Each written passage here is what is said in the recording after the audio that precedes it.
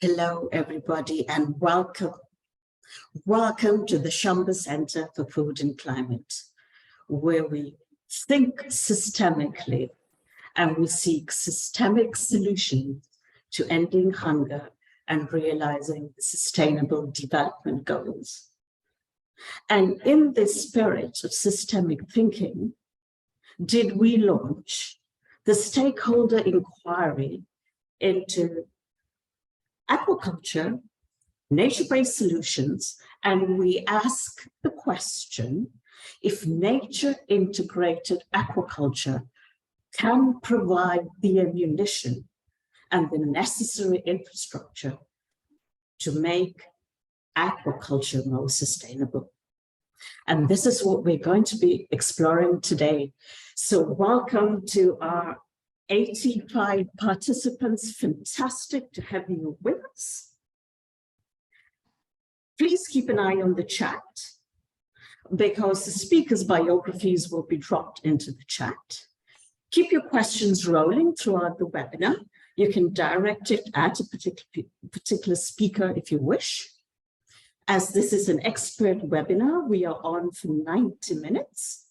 Our speakers will be speaking for 10 minutes. We'll take your questions and answers at the end to not break the flow. We have regular polls, so keep your eye out for the polls. And in the moderating seat is me, Oshani Perera, along with Miriam Hamadi. Hello, Miriam. And Liziane Lefebvre. Hello, Liziane. So, we're going to get started now.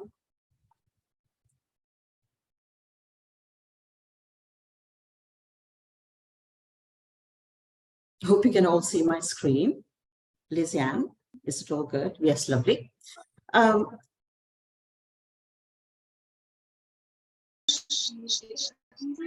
I want to walk us through very quickly about why we are looking at aquaculture, even though we are 8 weeks late. 2022 was the year, the UN year on aquaculture. And the reason we are looking at aquaculture is its phenomenal growth forecasts. It's predicted to grow by 14% by 2030. The Food and Agriculture Organization also highlights that 40% of global output comes from small producers. And the OECD and the Food and Agriculture Organization further suggests that sustainable aquaculture can be a powerful solution for better nutrition and food security. And if you look at this graph, ladies and gentlemen, and you take your eye to the blue line, where you see the growth of aquaculture. The yellow line signifies capture for human consumption, and the total capture is the black line. You can see that aquaculture by 2030 will be higher than the total capture, which is a very important reason for us to address its sustainability, because the industry reports, as well as the Food and Agriculture Organization and the OECD, highlight poor environmental performance and low adaptation to climate change as the primary deterrents of its growth. Now, the adverse impacts of aquaculture has been highlighted in the recent press over the last 12 months or so. We have regularly been reading about it. Miriam Hamadi has been blogging and tweeting about it. And nature-based solutions might be able to provide some of the responses. Now, what are nature-based solutions? And as you read the definitions from the European Commission and the IUCN, may I stress that nature-based solutions are about building with nature. It's being inspired by nature. We seek to mimic nature and optimize on its natural flows, its energy and its nutrients, and we try to copy its closed loop circular processes. And what's exciting about nature-based solutions is it goes beyond a technology-only approach.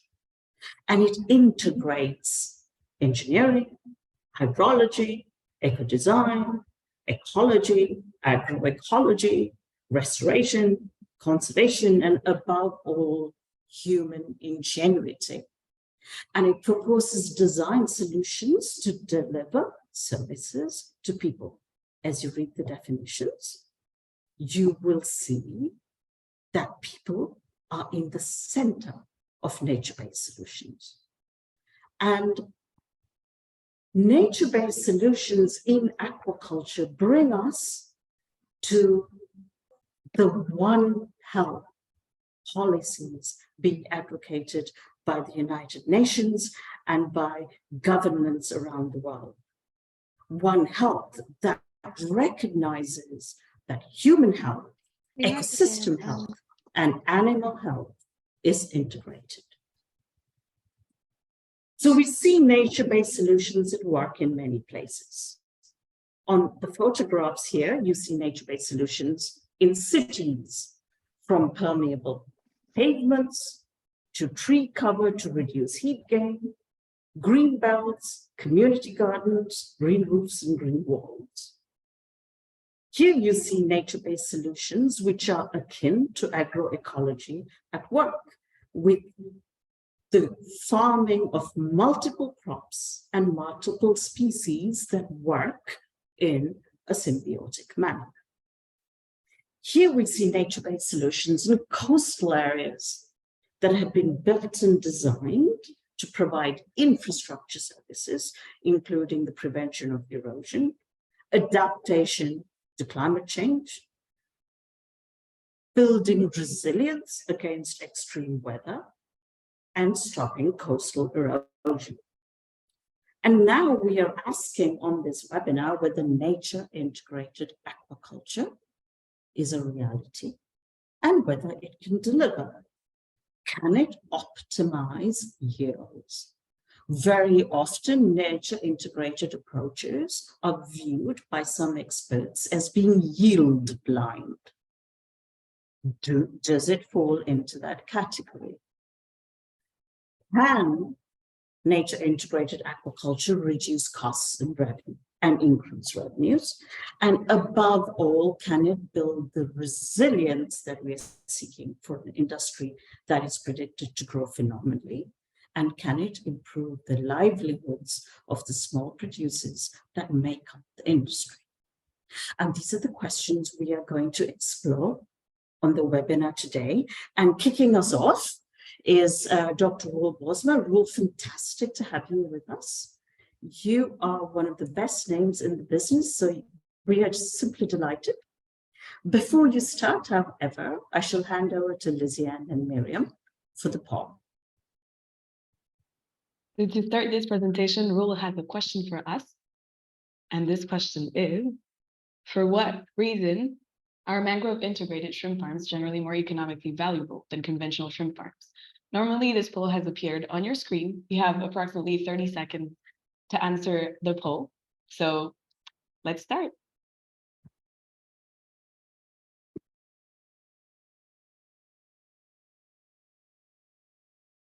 Answer is regulation of waves, water quality, and erosion at 57%.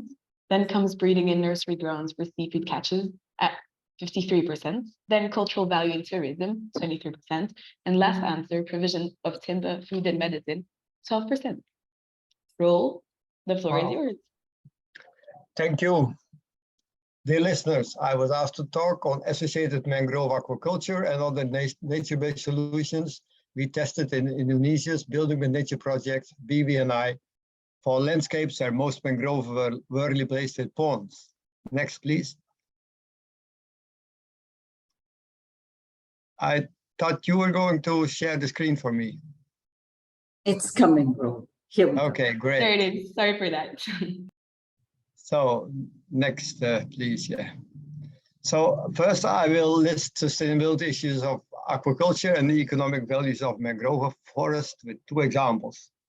Then I present associated mangrove aquaculture field schools, and their cost-benefit analysis to show that rehabilitating mangrove is worthwhile. Last, I show reasons for and examples of ecological intensification. On the picture, you see an aquaculture farm behind a mangrove greenbelt. In the Philippines, cutting coastal mangrove is prohibited since 1980s. Next, sorry. Aquaculture farms using feeds have at least one sustainability issue. Of the nitrogen used, out of the nitrogen in most feeds, only 30% is converted in fish or shrimp, and 70% is wasted. Water pollution is less in the recirculation aquaculture, but such intensive systems use more energy and emit more greenhouse gases. The production of most feeds uses scarce fresh water, as does aquaculture itself. Most feeds still contain wild fish that can also be consumed by humans, and breeding with wild seafood may degrade wild stocks after the products escape. Farmers treat their sick animals with antibiotics, thus contributing to drug resistance at high cost for human health. Some farmers also use vast areas of land due to low yields. This explains that 80% of Indonesia's shrimp pond area produces only 10% of its shrimp. Those shrimp ponds gave high gains of gross domestic products for only short time and then losses. Next, please.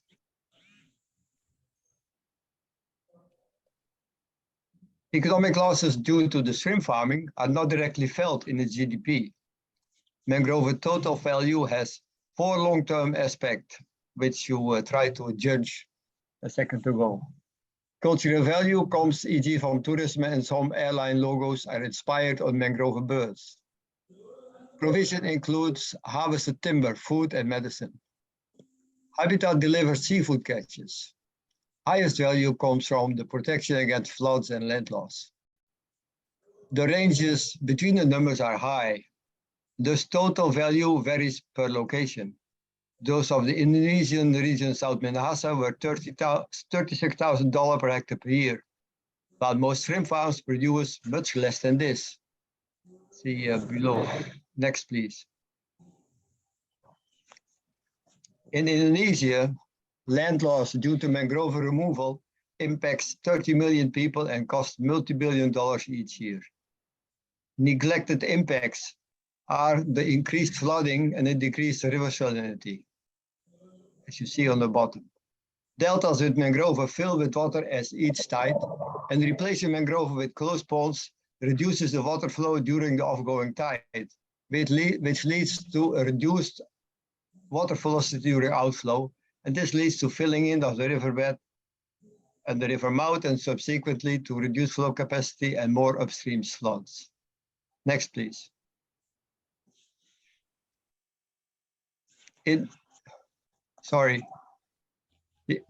More up.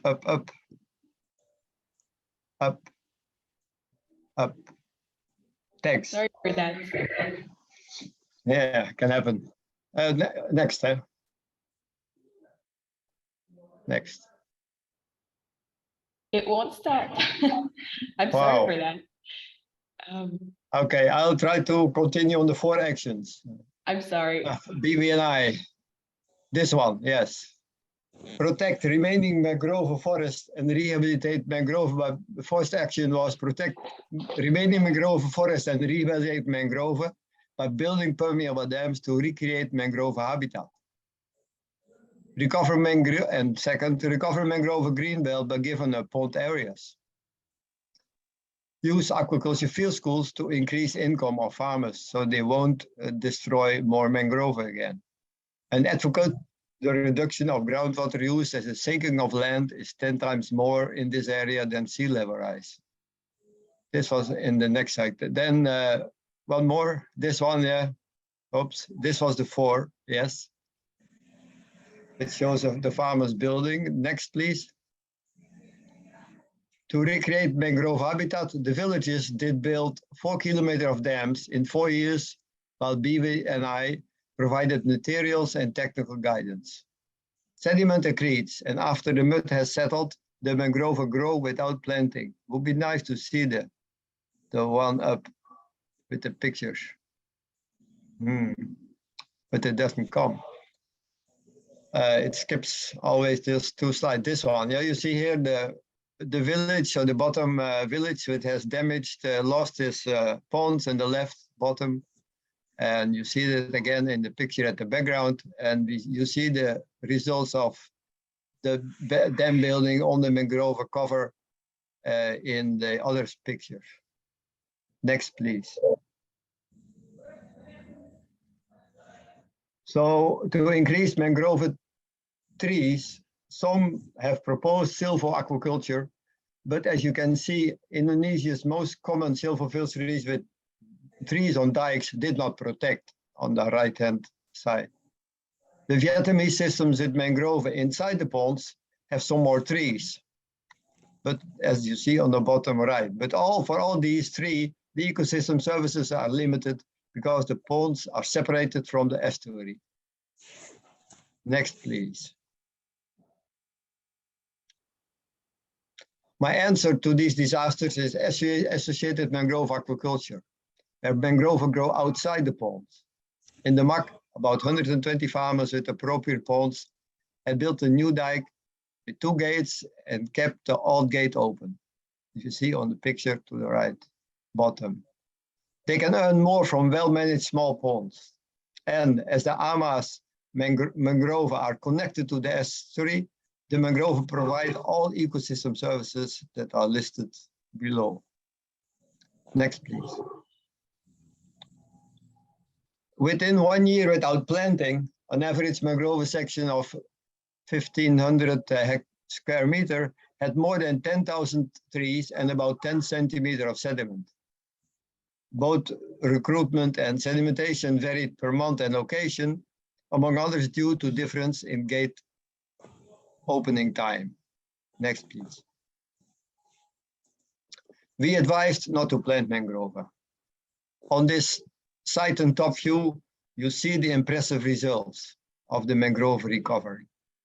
But at the right hand, you see that some farmers were impatient and planted anyway. Next, please. The monitored AMA ponds yielded below the average project baseline before the change. In 2019 and 20, a king tide swept the stocks and milkfish yields were low.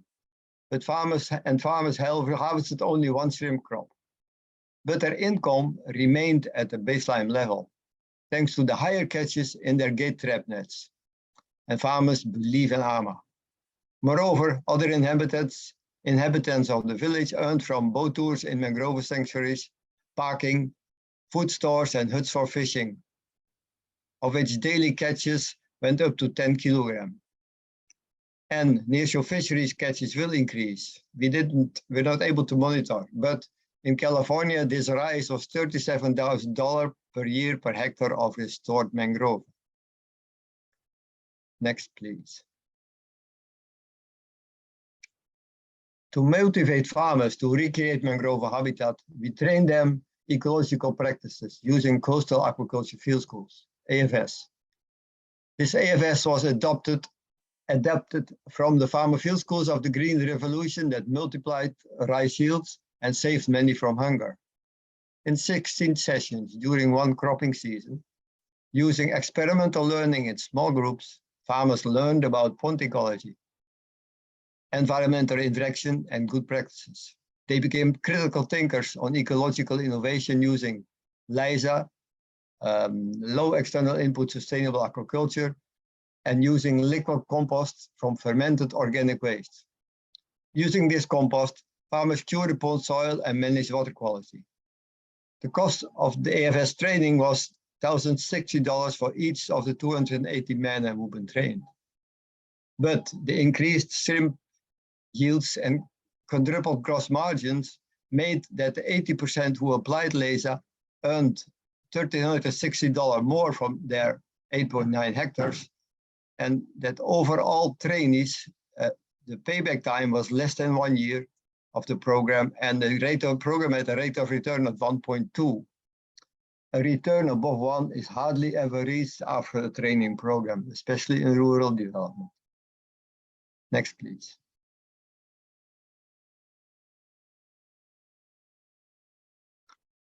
To reduce the financial barriers for the farmers, BNI offered bio rights. In other words, credits to invest in nature.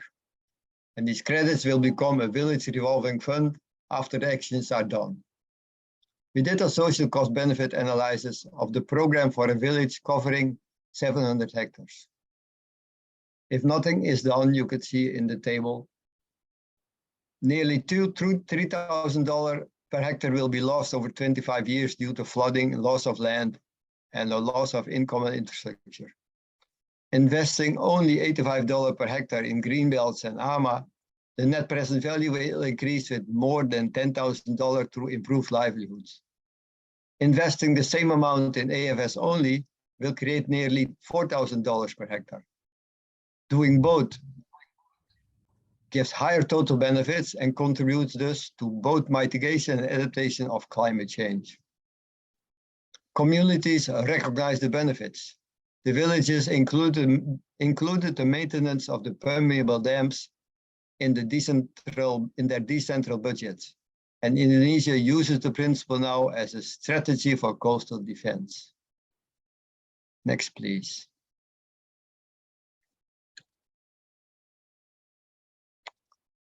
Now something about other options to use nature in aquaculture. The most recent global shrimp disease, acute hepatic pancreatic necrosis syndrome, HPNS, caused massive losses. For example, in Vietnam, over 100,000 jobs and $5 million, and 1/3 of the total export, of their shrimp exports. The Thai company Charoen Pokphand CP reacted with ecological aquaculture and filled only half of the shrimp ponds with seaweed and tilapia. This improved microbial stability. The main disease agent, Vibrio para, was still present but did not cause disease. Next, please. This table shows, I'm lost in this one. Sorry, now I'm losing my text.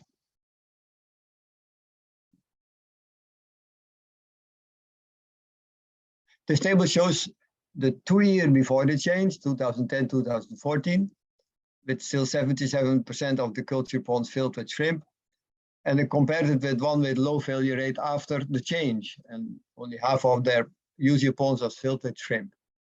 You see that the failure rate was on average very low, survival rate high, but more in particular, the yield per kilogram per hectare per day was much higher. And even if the cost of US dollar per kilogram was higher due to the longer growth period of the shrimp, the feed costed more, but the farm profits here in the last line became higher.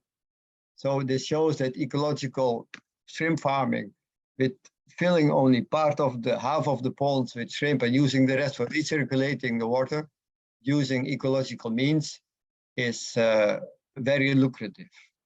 Next, please. That's why we showed Indonesian farmers other ways also.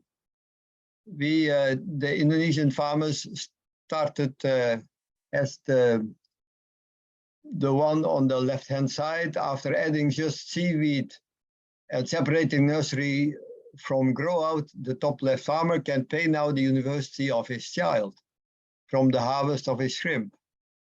And others, as you see on the bottom right, did with seaweed, did IMTA, integrate multi-trophic aquaculture, with seaweed on lines and cockles on poles and tilapia in cages. And the cockles and tilapia contributed more than 10% to their margin. Next, please. More complicated is the next one. As I said, the most usual feeds consider only the nutrient needs of the animals, and that leads to a lot of waste. This is difficult to degrade in the water, leads to bad water quality, unhealthy fish, and more cost for farmers. Because they buy medicine. While a well-functioning pond ecosystem can recycle that waste of the feed. In nutritious pond feed, most starch and other easily digestible carbohydrates are replaced with fibers which the fish can't digest, but bacteria in the pond can digest. Those bacteria are always present in the pond, and hence the growth of natural feed. And this is natural food for the animals, who can gain 20% more and recover more of the nitrogen from the feed. Such feed has less, nutritious pond feed has less nitrogen and is cheaper. Moreover, less feed and drug are needed to find the same result. Next slide, please. A rehabilitation of greenbelt will reduce costs related to floods and relocation of villages. To stimulate greenbelt, the governments can reduce taxes on ponds with mangrove belts. After the field school, farmers rehabilitated mangrove without planting and escaped from poverty using robust ecological practices. And more is possible using nutritious pond feeds. Next, please.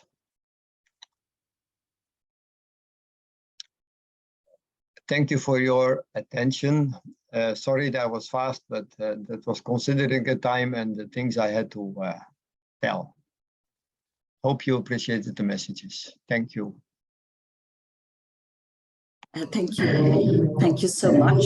Many messages there, from integrated mangrove aquaculture and its impact on yields, to multi-trophic designs in shrimp farms, farming several species together, and better control of other inputs to optimize the nature integrated design across the many examples you showed us.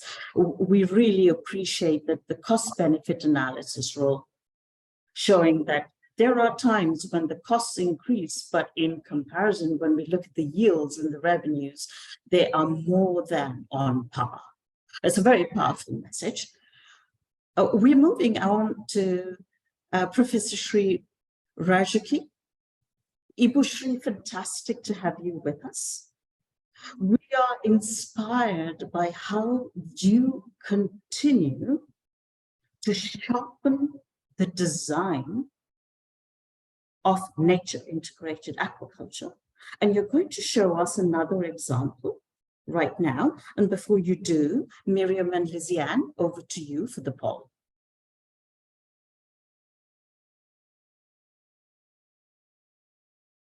So here goes the question from Professor Rejeki. Why are mangrove greenbelts so important for food security?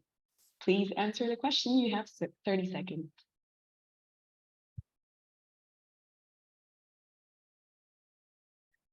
And the results are 67% of our audience thinks mangroves can absorb pollutants, including heavy metals, and integrated blue foods are hence safer to eat. The two other questions are equal. So, Professor Rejeki, the floor is yours. Okay, afternoon for everyone. I will share my slide.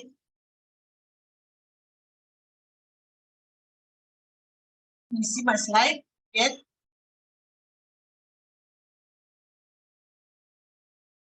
Not yet, Okay. Ibu Shri. Yeah. Can you see it? Now we can, Ibu Shri. Okay. Yes. Okay, good Yes. evening. Okay. Afternoon, everybody.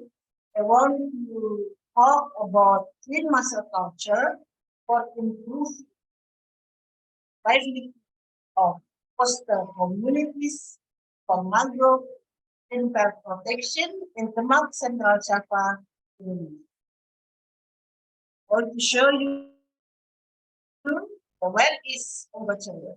This is the location. This is Indonesia, such a huge country, all coastal line, and places here in Central Java. Sorry.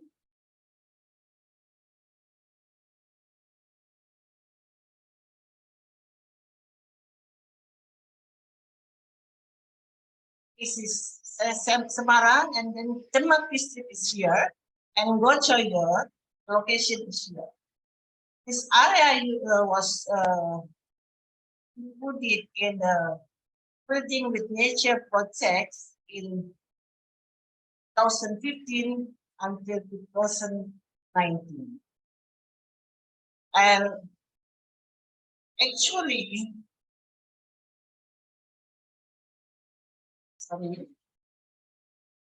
the background of my talk is continuing what already done by the BWN as talk recently. Continue to promote associated mangrove aquaculture. It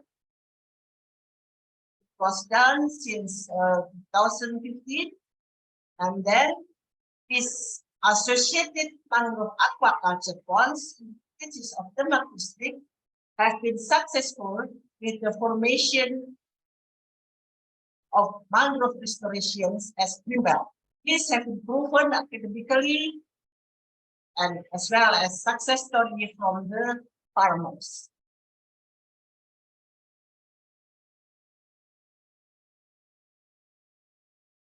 The ecosystem of mangrove greenbelt provide coastal protections, and mangrove roots can absorb the pollutants, heavy metals, as already answered by the audience, and mangrove leaf filters decompositions, increase the nutrients in the water, and it creates food concentrations for marine organisms. And then this area becomes a nursery ground and a feeding grounds of important economic value marine organisms. Why green mussel? Green mussels actually is available all over the world. This is a cheap protein source, and also the shells have value either for ornament or for filter in the fish pond and also in the aquarium pond, on the aquarium fish. And to capture this green mussel, the method is very cheap and also very easy. And the seed or the spot are available yearly around. But the spot fall, peak of the season spot fall is in from April to June. This green mussel also fed on natural food that are concentrated in the area in the waterfront mangrove. This lives in field.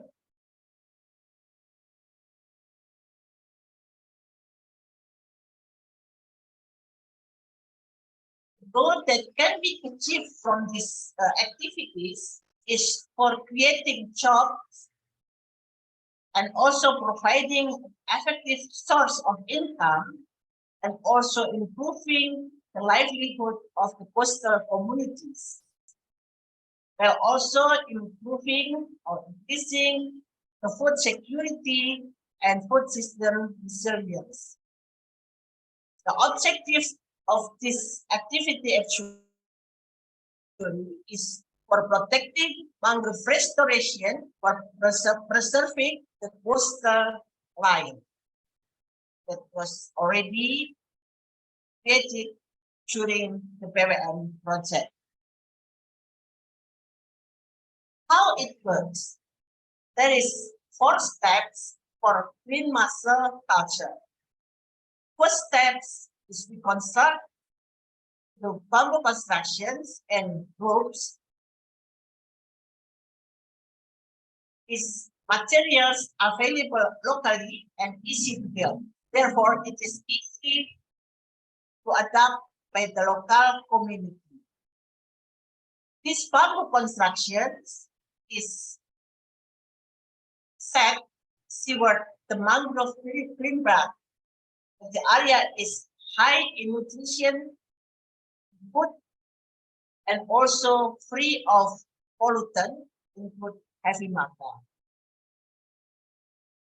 And then the spot after setting is usually people setting this construction in February to March, and then in April the spot already attached at bamboos and also at ropes. This is very tense, and then this coastal community that have these constructions can harvest. Green mussel started in July and it's continued until December. So this cultivation without any feeding, without buying any seeds, and very easy to build the construction. And then the next step is cleaning the green mussel for selling to make the price higher. And this is usually done by the housewives of the coastal communities, and they got paid. The construction is bamboos and ropes like that, start hanging like that, and just leave it. After 3 to 4 months, then they can harvest. So as mentioned before, the location is about 2 to 4 miles from mangrove green belt, which is rich in nutrient and live food. These materials are available nearby the villages that buy it is cheap. Again, this is the area, the waterfront of mangrove green belt. The spot attachment mentioned before is available year-round, but peak season is April to June, and July started harvesting. Start harvesting after 3 to 4 months. And the length of the shell is about 4 until 6 to 8 centimeter length.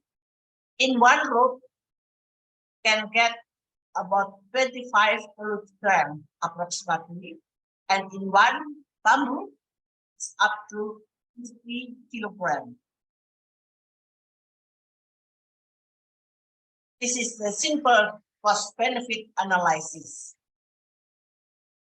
For the one construction made of 100 sticks of bamboo and then 400 meters of reusable ropes. I mean, these ropes made of waste fabric factory.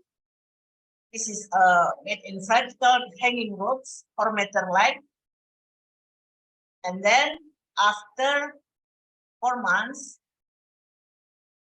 they can harvest and they can have this amount as shown in the table.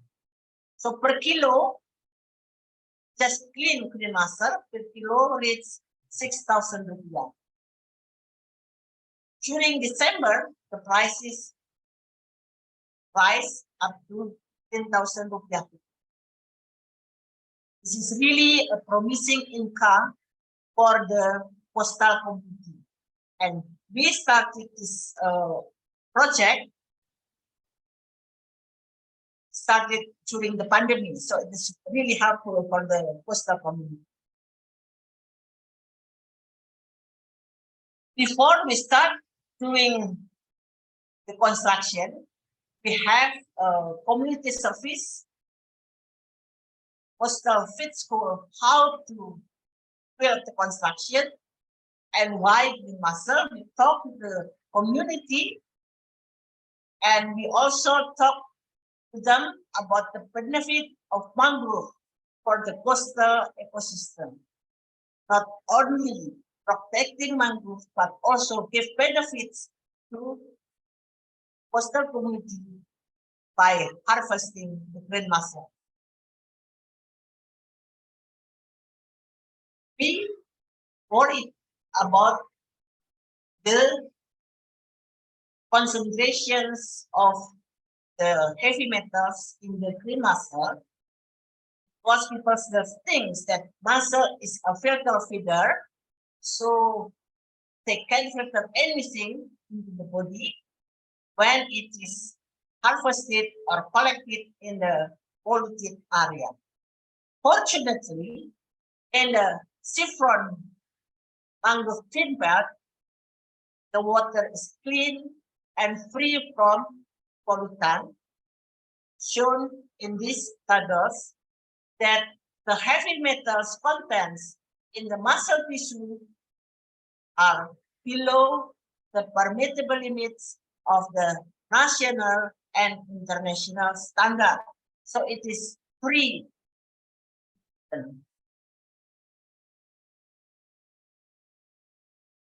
As a conclusion, this is the construction of green mussel construction. The seafront mangrove green belt is not only protecting the mangrove restoration along the coastline, but it is also a nature-based aquaculture for food safety and food system resilience that are pro-poor, pro-job, and pro-economic growth of the coastal community. Since the product, we have a food ceremony for the harvesting. We can make satay, we can make a curry of green mussel. And this kind of aquaculture, green mussel culture, can be scaled up everywhere in the same conditions as in Bojoyo village. Thank you so much for your attention. Thank you. Thank you, Ibu Shri. Thank you. A very important message there on the livelihoods afforded by mangrove integrated and nature integrated aquaculture. And thank you, Ibu Shri, for also bringing in the very important nutrition aspect. Nutrition for communities that produce sustainable aquaculture products and nutrition for the wider market. We're moving on to Erwin Coolen now. Erwin, you're going to talk to us about the offshore wind industry and how it offers opportunities for sustainable aquaculture. You have a very illustrious background from Vestas to today. You are the champion of SDG 17 for the Dutch government. SDG 17 is life underwater. Erwin, fantastic to have you with us. The next 10 minutes is yours. Okay, thank you. And my name is Erwin Coolen. Good morning. And I really like the words of Professor Schie, especially the last slide, because in the Netherlands, it's about lunchtime, and looking at those nice curries and satay, yeah, I'm really in the mood. So let's kick off. My name is Erwin Coolen, and the next 10 minutes, I will try to give you some information about the opportunities within the sustainable blue economy. And also if there is a role and when for sustainable aquaculture. In other words, the food transition. Next slide, please. Well, I'm based in the Netherlands, and here you see a really nice picture of our North Sea, an ocean of opportunities. And it looks like there is plenty of space for all of us. And most people really think there is a lot of space, but our North Sea has many, many users. It's one of the busiest seas in the world. So it's very dynamic. In other words, if it works here, it should almost work everywhere. Next slide, please. So which users do we have? We have ocean energy, like tidal, floating solar, current, and of course, wind energy. And those are all part of the energy transition there which we are in. But we also have military zones, sand winning areas, cables and pipes laying at the seabed, including their safety zones. We've got oil and gas platforms, tourism, shipping lanes, and also food like aquaculture, fishery, also bottom trawling, passive fishery, and future fish farming. And also here we are at the beginning of a new transition, the food transition. And all these activities need to be within the boundaries of ecology, within the carrying capacity of our sea, our oceans, and that's then the third transition, the nature transition. So we need to enlarge these ecological boundaries. We need to enhance nature in order to facilitate the food and energy transition in a sustainable way. Next slide, please. And if you then look at all these activities together, plotted in the GIS layer, it looks like this, and then you really see that it's very busy. The next one. So all these activities, and you all had these equations at school, means a lot of pressure on our seas. Next one. Yeah, and next to all those activities, giving all that pressure, we need to solve our biggest challenge at this moment, and that's climate change, SDG 13. And we need to make the transition from fossil towards renewable energy. And in the Netherlands, this provides a big opportunity for wind energy, offshore wind energy. Our government has a clear strategy how to roll out sufficient offshore wind to be able to succeed the climate ambitions towards electrification. For 2030, we have planned 20.5 gigawatts. That's approximately 4.5% of the Dutch North Sea area, which will provide 75% of the current electricity consumption. So not energy, but electricity. And then you must think about 2,000 to 2,500 turbines. In 2050, a realistic scenario will be 27 gigawatts. That's 13.5% of the North Sea area. So this rollout of offshore wind could mean an even higher pressure on our North Sea. But what if we use these wind farms, this energy transition, to facilitate the food and nature transition? In an earlier stage, an earlier slide, I mentioned that the nature transition should facilitate the food and energy. But now you can see that the energy transition can also facilitate the nature transition. So they really need each other to be successful. And that's the way towards a sustainable blue economy. Next slide, please.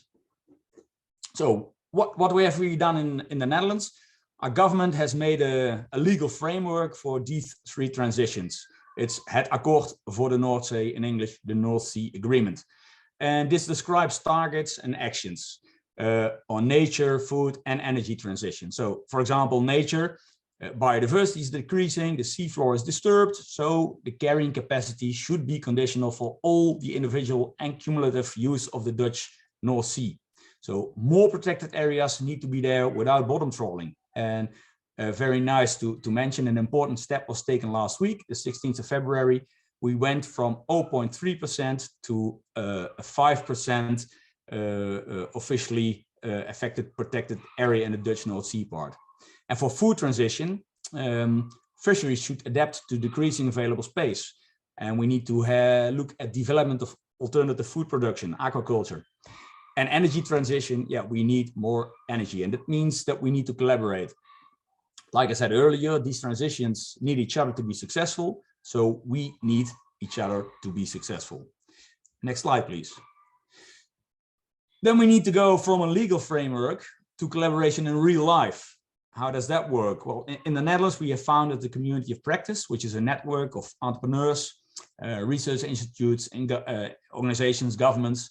And within that Community of Practice, we want to strengthen the balance between the energy, nature, and food transition in the North Sea, which then stimulates this sustainable blue economy. And if you look at the next slide, last year, we presented this way of working, the Community of Practice working at the Ocean Conference of the United Nations in Lisbon. And there we had a very nice panel discussion how to scale up social innovation to drive the ocean innovation. Next slide, please. And well, let's have a look at already the ecological innovation that is currently taking place in the Netherlands. We are at the stage that the ecological innovation is part of the offshore wind tender criteria. This means you need to earn as a wind farm developer the right to build a wind farm in competition with other developers by applying the most effective innovations that will minimize negative effects and maximize the positive effects, so that in the end, the result will be a nature positive wind farm. This will contribute to enlarge the ecological boundaries and to increase the carrying capacity of the sea. So that's a win-win situation for energy and nature. If you look at the next slide, the next step will be a win-win-win, meaning that we also need to include the food transition and making food innovation part of the tender criteria, boosting this innovation in the same way as currently has done with ecological innovation. So we need to apply multi-use and offshore wind farms, since a lot of facilities are already there, but also look at Mari parks. So what's a Mari park? Next slide, please. The best way to describe the Mari park is a sustainable business park at sea. So this can be in a wind farm, but also outside a wind farm closer to shore. And in this Mari park, different organizations, different people are working to realize specific breeding methods as sustainable aquaculture or passive fishery solutions, but also new means of renewable energy production, etc., etc. So I would say the sky is the limit, but in other words, it's an ocean of opportunities. A new market means also new business models. And in the Netherlands, we are just at the beginning of this transition. So that means a lot of it needs to be facilitated. Next slide, please. So the past 4 years, we made good progress with over 600 members of this community of practice working on the same goal. We worked in bringing businesses and policy closer together. And this was facilitated in getting closer and closer and realizing this Mari Park, a nature inclusive industrial area in the North Sea. So multi-use inside the wind farm or outside. But what do entrepreneurs, the new entrepreneurs, need to have a successful business case in this Mari Park? Well, next slide. What I mentioned before, they need to be facilitated in the beginning, just as we have done with the offshore wind industry. And maybe we've forgotten, but the wind industry has been facilitated in the beginning. And look where it's standing now. It's one of the biggest and most important industries in tackling climate change. So yes, it needs to be facilitated in the beginning, but then in order to be successful in the near future. One of the ways was like introducing the area passport in offshore wind tenders. Parts within the offshore wind farm are designated for specific multi-use. The next step would even be more, even be better, that if you use these multi-use innovations as part of the tender criteria. So just as with ecological innovations, multi-use innovations are part of winning the right to build this offshore wind farm. And I'm convinced that this will boost multi-use, forming new consortia, new entrepreneurs stepping in and collaborating with the developers. And this will definitely include innovations in the food transition. Next slide, please. So another way is to facilitate and de-risk entrepreneurship in the beginning. The facilities need to be provided, and we do the same as industrial areas on land. So that can be used collectively. So like basic infrastructure, management, data, logistics, etc. We're coming to an end. Yes, next slide, please. There are some challenges that we need to overcome because, well, business at sea well, you need professionals. There are rough conditions, logistics and insurance are expensive. Well, you can read them all, but there are plenty of opportunities. And in the next slide, and I would like to have the question also here. I briefly touched upon the energy, food, and nature transition, but where are these three transitions in this graph? That's my question to you.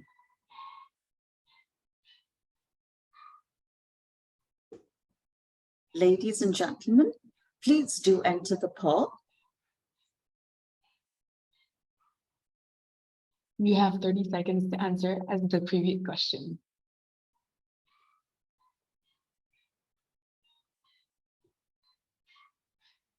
Oh, you really need to answer three. Okay.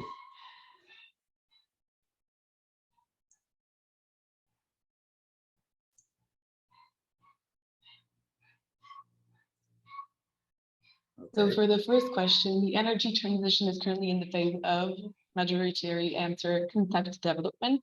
Question 2, the food transition is currently in the phase of concept development and market development. And question 3, the nature transition is currently in the phase of the audience answers concept development. Erwin, the floor is yours. Yeah, well, then we go to the almost final slide, the next one. And there you see the answer. And it's good to really understand that the food transition for us in the Netherlands is at the concept creation stage, which is also applicable for this Mari Park. I'm working in the wind industry for 28 years now, and well, believe me when I'm saying that in the early days, also wind started at that same concept creation stage, and look where it is now. So I'm convinced that this can, but also will be the case when we collaborate. We need to have focus. We need to see the urgency, opportunities, know the people who work there, go for the impact, take responsibility, act, reflect, share results, be innovative, and especially have respect. Respect for all stakeholders using that same small area. And if we really try to understand each other's objectives and challenges, then we will collaborate and we will be successful. So then we have this win, win, win. Final slide, please. You can all read it. A healthy sea is key in achieving the climate targets, providing energy and food with respect for nature, a sustainable blue economy, no green without blue. Thank you for your time. Thank you, Erwin. Certainly no green without blue. So what you're showing us is the importance of multi-use at sea. So we don't make the same mistake we make on land, i.e. agricultural sprawl or urban sprawl. We don't want to make that mistake at sea. And here we have the opportunity for larger scale, more commercial aquaculture to be designed integrating nature. And this is exciting. This is exciting because we have to feed by 2030 billions of people around the world. And nature integrated design and scale is almost a utopia. And we now move on that note to Henk Nieboer. Henk, you need no introduction in nature-based solutions. You have won many awards. Your work is featured in the international press. You have been a very important friend to the Champa Center. You have been guiding our thinking on this inquiry on nature-based solutions in aquaculture since the inception. You introduced us to many of the speakers on the webinar. Henk, you're going to take us through the transition of nature-based solutions as we know it in infrastructure and agroecology into aquaculture, and tell us about the key design principles that are the baseline. Henk, over to you. Okay, thank you very much, Oshani, for the excellent introduction and raising the bar for me. And I started sharing my screen. Are you seeing it? Yes, Henk, you can go on to presentation mode, perhaps, please. Well, which is what I did. Let's see. How is it now?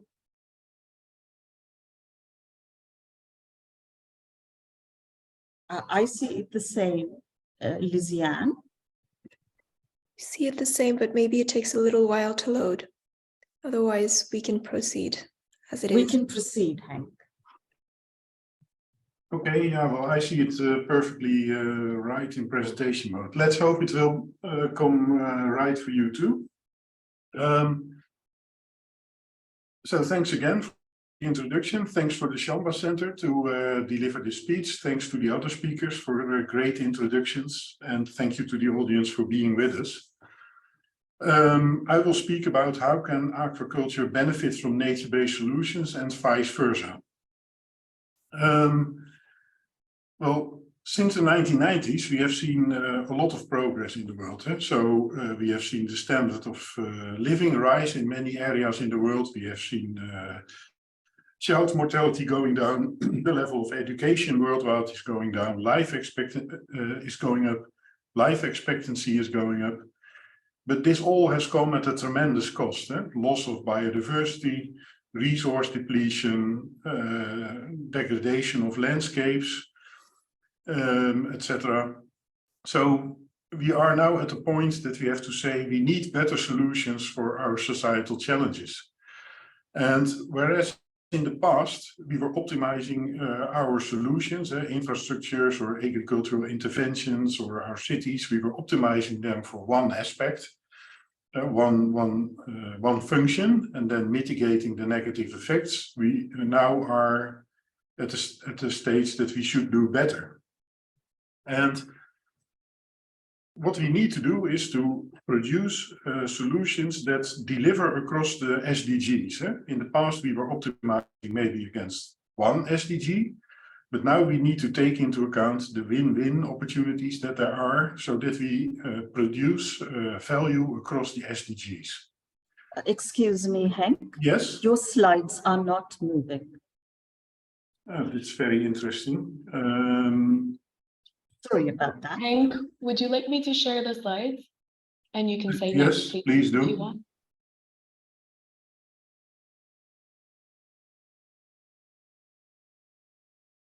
Well, I was having a good time here on my own, but Clearly, and I just use this opportunity to tell our almost 200 participants, please put your questions in the chat or in the Q&A facility on Zoom. Keep them rolling in. Over to you, Henk. yes. Can you please move to the third slide? So I was explaining we need better solutions for societal challenges. We need solutions that deliver value across the SDGs, but we also need to take into account that we live on a planet with finite resources, so we need to work within the planetary boundaries. And just how can we do that? Can I have the next slide, please? One of the ways to do that is to make nature part of the solution. And so people have, at various places all over the world, have realized that a few decades ago. So you see now that there are various concepts being developed, like building with nature, nature-based solutions, ecosystem-based adaptation, nature-inclusive design. These are all attempts to make nature part of the solution of our societal challenges. Can I have the next slide, please? And today I will speak about nature-based solutions and aquacultures. So, as Oshani already mentioned, nature-based solutions are defined as actions to protect, manage, or restore ecosystems. And so it is about, as you may say, tweaking ecosystems to deliver value for society. And to do that in a way that they will provide human well-being as well as biodiversity benefits. So here you see already the multidimensional production of value. Can I have the next slide, please? And nature-based solutions basically come in three types. Solutions that involve making better use of existing ecosystems. For instance, if we have an existing wetland with fish stock, we could add some biotopes to it or modify biotopes to increase the productivity of the fish stock, so we will have more fish, and then we can get more food from it. Also, the second type is solutions that are based on management procedures for restored or managed ecosystems. A very good example here is the Dutch coast. In the Netherlands, we have a sandy coast, so that is a soft coast with wind, and this is being modified under the influence of waves, tides, wind, the sunshine, rain, and vegetation. They all interact, and it's a dynamic equilibrium which we tried to fix until the 1970s. A lot of hard structures were added to the Dutch coast to keep the sand in place. But finally, we concluded that this was not sustainable. And in the 70s and 80s, a lot of research was done into the dynamics of the ecosystem, the sandy system, and the interaction with vegetation, wind waves, etc. And it was decided where this system, this dynamic system, is not producing the ecosystem service that we need, which is disaster risk reduction. We will add sand to the system from time to time, and then nature will take care of this sand and make sure that the system will produce the level of disaster risk reduction that we need. And we went forward to do that. Also, the mangrove forests, which were shown before, or oyster banks to protect coastal communities, are part of this kind of nature-based solutions. And then there are solutions of which Oshani showed us a few, where completely new ecosystems are being created, like green buildings or wetland reconstruction in places where they have been disappeared completely. Oh, the next slide, please. So I used to be the director of the EcoShape Foundation, which is managing the public-private innovation program Building with Nature in the Netherlands. And we did 14 physical pilot projects. We built nature-based solutions to measure and monitor, develop knowledge based on them. And the program in the MAC, which was shown before, was one of them. We also did similar pilots in sandy coastal systems, in freshwater lakes, in cities. Can I have the next slide, please? So that's nature-based solutions, but what is aquaculture? Aquaculture is the farming of aquatic organisms, and it implies some kind of intervention in the rearing process to enhance production, and also implies individual or corporate ownership. So where do nature-based solutions and aquaculture intersect then? Well, that is, of course, in the management of the living environment. So, we could do that in splendid isolation, but we could also try to combine the two. Can I have the next slide, please? And then the question is how to do it. So I'll take two angles. The IUCN has analyzed which societal challenges can be addressed by nature-based solutions. These societal challenges are derived from the SDGs, the Sustainable Development Goals. And can aquaculture address these societal challenges? Well, food security is obvious, of course, because we create aquaculture to provide food, and if we can produce additional food, then we will increase food security for the world. But do aquacultures also address climate change mitigation and adaptation? Well, many present practices not. So the land use change associated with aquaculture is producing a lot of CO2 and methane emissions, so it actually contributes to climate change. But as Roel has shown us, and also Rejeki has shown us, if we do it in a wise way, we can actually create aquacultures which are less harmful for climate change, or even help with the adaptation to climate change, and maybe even address the mitigation of climate change. And in that way, because aquacultures produce economic and social benefits, if you have a healthy business case, they bring an income to the local population. If you integrate them well with nature-based solutions for coastal protection, for instance, then they can also contribute to mitigate ecosystem degradation and biodiversity loss. So if you intertwine nature-based solutions and aquaculture's the production of benefits for these societal challenges will increase. Can I have the next slide, please? Yeah, I get a background music. Thank you.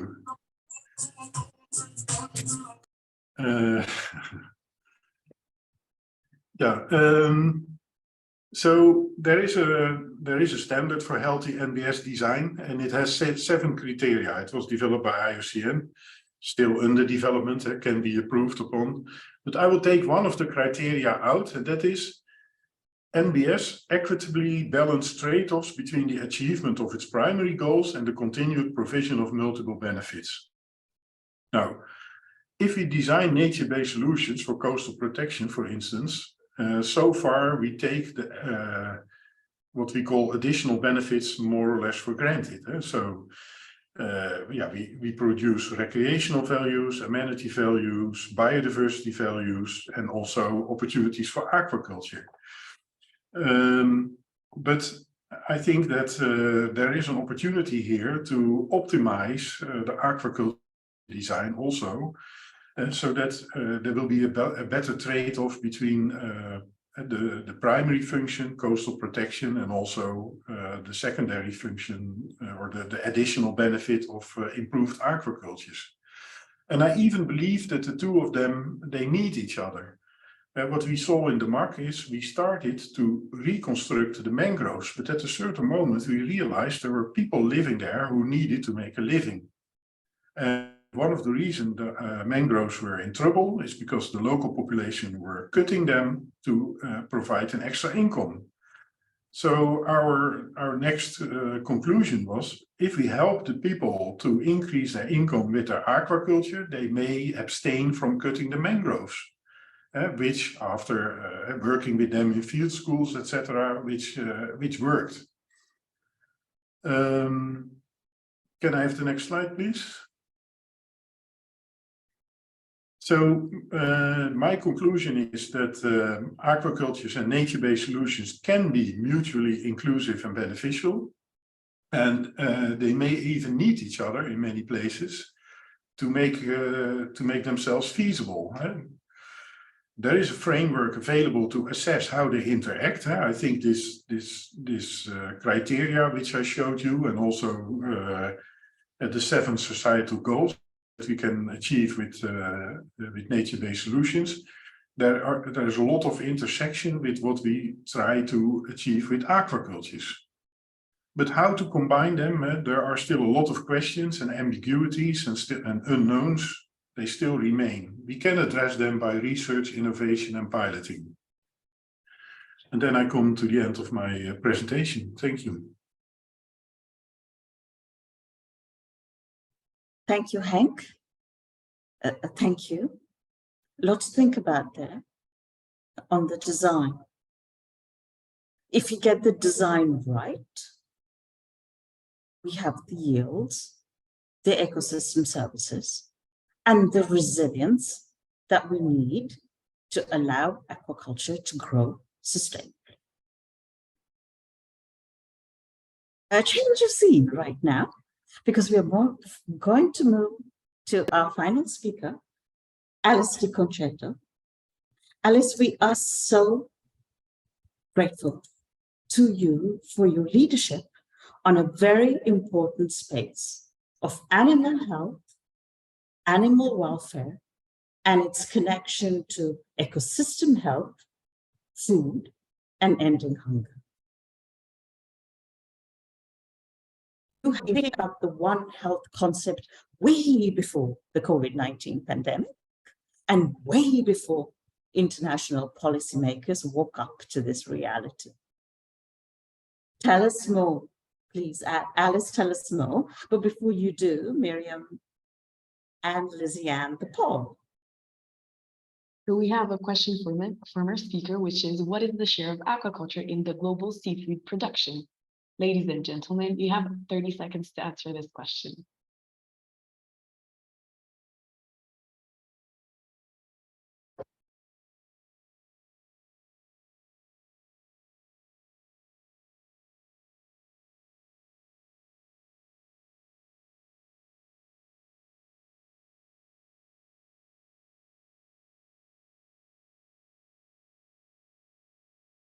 Alice, the answer is majoritarily aquaculture accounts for 1/4 of global seafood production. Alice, you have the floor. Thank you so much. I'm just going to share my screen because I have slides. Let's see.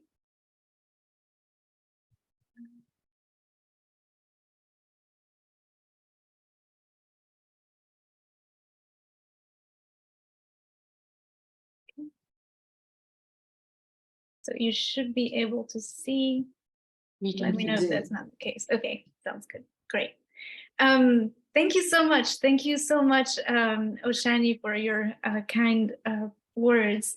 And hello, everyone. And thank you to the Shemba Center for Food and Climate for their invitation to speak today about one aspect that is perhaps rarely talked about when it comes to food production, the treatment of animals. So my name is Alice de Concetto. I am the legal advisor at the European Institute for Animal Law and Policy.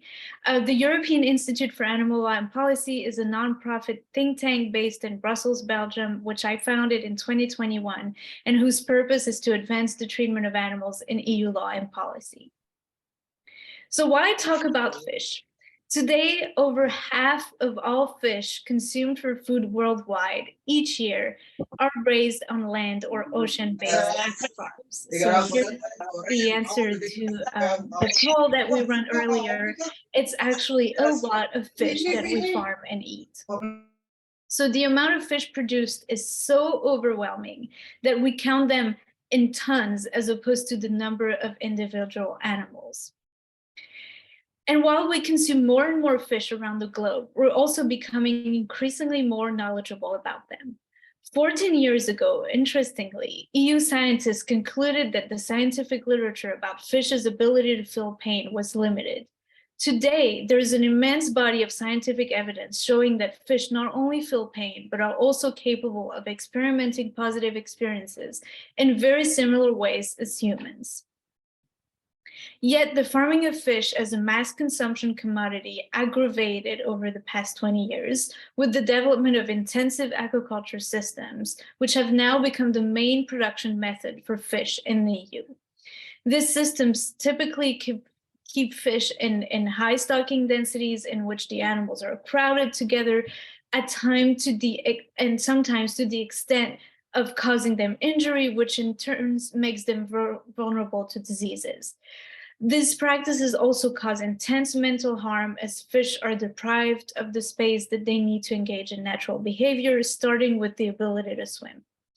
Overcrowding can also attract parasites. So for instance, on sea lice is a common parasite on salmon it's a common parasite on salmon farms where these parasites eat the fish. And in severely crowded conditions, these parasites often eat down to the bone on fish's face, resulting in what we call a death crown, as you can see on this picture. So what does EU law do to protect fish, and to what extent nature-based solutions in aquaculture help better protect farmed fish?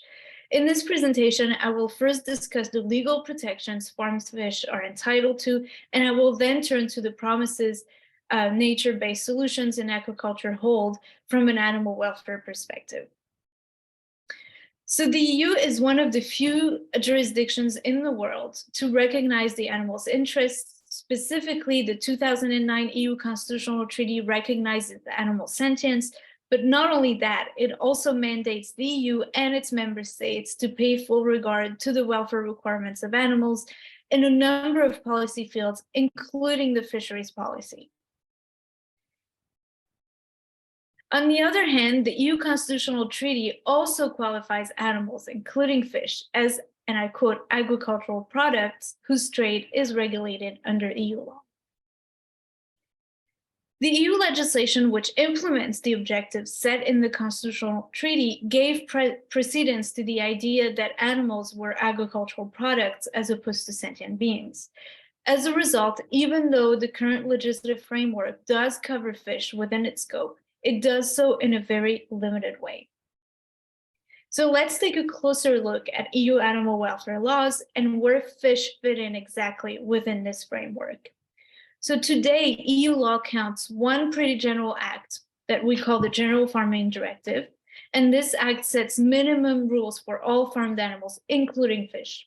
There are also 4 species-specific directives for hens, calves, pigs, and broiler chickens, so mainly terrestrial animals, and 2 acts regulating the treatment of animals during 2 specific segments of production, which are transport and slaughter. These 2 legislative acts also apply to fish. If we take an even closer look, though, we realize that the legislative acts that cover fish actually do not provide any rules for aquatic animals, to the extent that fish are actually virtually excluded from all these acts. First, the General Farming Directive only contains vague principles that do not produce any practical effect on the treatment of animals, be they terrestrial or aquatic. And second, the transport regulation does not provide any species-specific standards for the transport of fish. Third, the slaughter regulation excludes fish from all but one provision, which turns out to provide actually no specific rule and just the general principle. Although EU animal welfare laws are largely failing fish, 2 upcoming reforms could result in improving the treatment of fish on aqua farms. These 2 reforms are the reform of EU farm animal welfare legislation and the reform of the common fisheries policy. Starting with the revision of EU farm animal welfare law, the European Commission, so the executive branch of the EU, will publish its proposal for new legislation in October of this year, so it's pretty soon. And from a purely formal perspective, we expect that the new regulatory framework will merge existing acts relating to the treatment of farm animals into one big regulation with species-specific rules, including rules for certain species of farmed fish. Both the transport and the slaughter regulations will also be revised, likely to include slaughter rules, again, for certain species of fish. And lastly, a new regulation will be adopted to regulate consumer information on animal welfare. I really won't develop on that last point, but I'm happy to answer any questions you might have about consumer information law and animal protection. On the substance of rules, the European Commission announced a general prohibition on the use of cages for terrestrial animals, but not for fish. However, the European Commission is considering enacting specific rules on stocking densities for fish who are most commonly farmed in the EU. So the European Commission will officially start the process for revision of EU farm animal welfare legislation this year in 2023. And 2023 will also be the year of the start of the negotiations for the revision of the Common Fisheries Policies regulations, which are basically the rules regulating aquaculture in the EU. And based on the guidelines that the European Commission published in 2021, there's hope that the European Commission will in fact engage in implementing nature-based solutions in aquaculture through the Common Fisheries Policy. Or at least it provides the space to include some of nature-based solutions in aquaculture. So this is good news because nature-based solutions in aquaculture contribute to improving the treatment of farmed fish by ensuring good water quality and water flow. It also entails lower stocking densities and higher quality feed, all of which contributes to reducing the presence of parasites and diseases. Another important feature of nature-based solutions, and that's probably the most important one from an animal protection perspective, is that those systems replicate natural environments and so respond to the animal's enrichment and behavioral needs. So here's an example of my slide of a production method in aquaculture that combines salmon farming with mussel farming, and I actually stole that image from the Shamba Center's Twitter account. So thank you for providing me with this example. And while it's not 100% optimal from an animal protection perspective, you can see here that the mussels and the seaweed would contribute to water quality and thus higher welfare levels for the fish. You can also see that the system is designed in a way that the currents go through this farm, thereby replicating what natural currents would look like for animals in the wild. So to conclude, although EU law does recognize animal sentience, in practice, EU law treats farmed animals as commodities with little to no regard for their welfare requirements. That's a very important point because around the world, we think that the EU has all this, all these laws about animal welfare. The reality is, if you actually read those laws, it's very limited in terms of protection for animals. However, the EU's executive branch will soon adopt rules to better protect fish in aquaculture.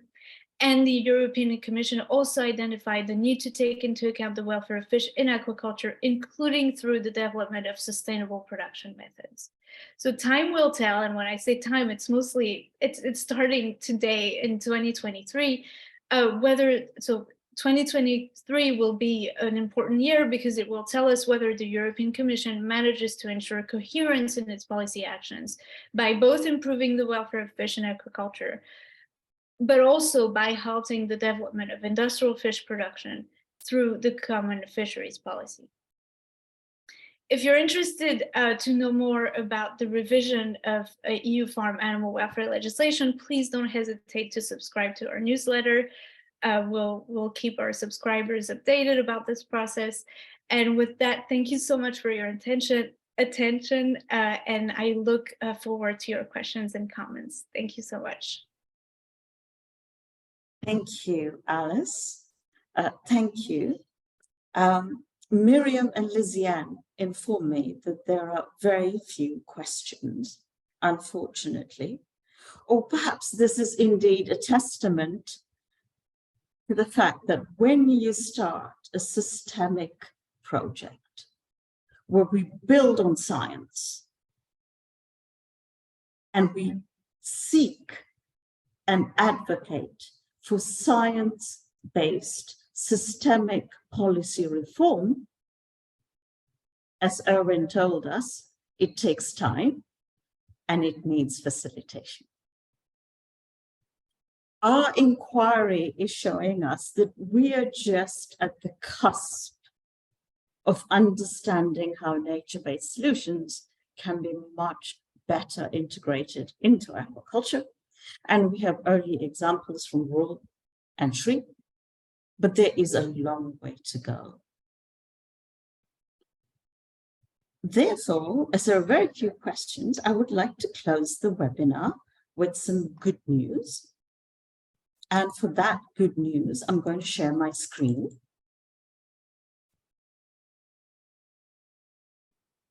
And I want to move on to just to show you, if I might. And now I would like to show you a few examples from the EU strategic guidelines for sustainable and competitive EU aquaculture. I build upon the third bullet point in Alice's slide 2 minutes ago. And here we see the early space for nature integrated design in aquaculture. So on the screen, you are seeing the language from the guidelines on 2.1.1 on access to space and water. Here you have the language from the guidelines on the potential for aquaculture to mitigate climate change. It is very encouraging because it provides the space for exactly what Sri and Roel showed us 1 hour ago.